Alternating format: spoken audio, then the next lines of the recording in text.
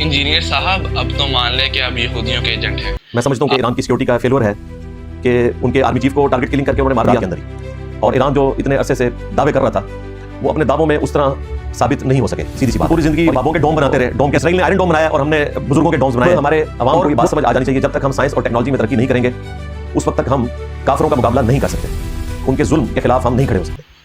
Engineer साहब, अब तो मान लें कि आप यहूदियों के एजेंट हैं।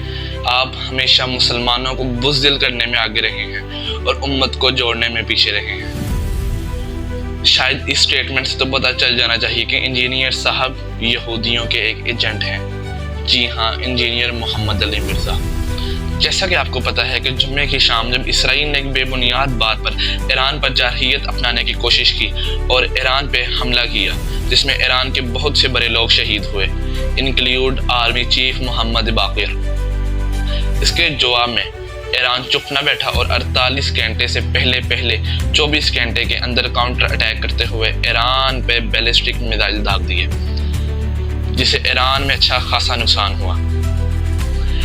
जब ये तमाम वाक़यात चल रहे थे तो इतवार वाले दिन एक मशहूर आलमी दीन, एक मशहूर स्कॉलर इंजीनियर मोहम्मद अली मिर्ज़ा इतवार वाले दिन अपना लेक्चर रिकॉर्ड करते हैं, जिसमें वो ये मौक़िफ़ सामने रखते हैं कि इसराइल एक सुपर पावर है और हम उसका मुकाबला नहीं कर सकते। जिसमें इंजीनियर मोहम्मद अली मिर्ज़ा आगे ये बात कहते हैं कि मैं समझता हूँ कि ईरान को चाहिए कि वो अमेरिका के साथ मुआहिदे पे डील कर दे, इस मुआहिदे पे डील कर दे कि हम अपनी जोहरी तनसीबात को आगे नहीं लेकर चलते और हम अपनी जोहरी तनसीबात को यहीं रोकते हैं और आपके साथ एक मुआहिदा डील करते हैं।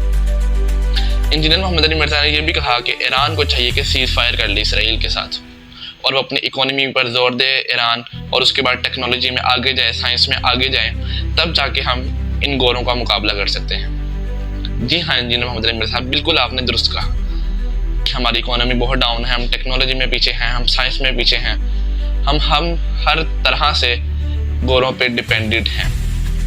लेकिन इंजीनियर साहब ये मत बोलिए कि अमेरिका और इसराइल ने जब भी सीज़ फायर की तो उसकी वायलेशन बहुत बुरी तरीके से की, जिसकी मिसाल गजा में है। जब जनवरी में उन्होंने दोबारा सीज़ फायर की तो विदिन 3 डेज उन्होंने दोबारा जारहियत शुरू कर दी, because this is so called यहूदीज़।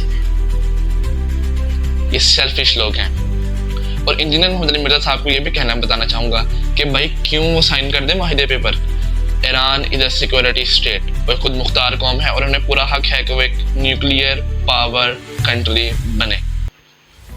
अगर हम ऐसे ही माहिदों पर साइन करते रहें और इनकी जारहियत में हमेशा मुंह बंद करके थप्पड़ खाते रहें इनसे, तो अनकरीब ये हमें जल्दी मिटा देंगे।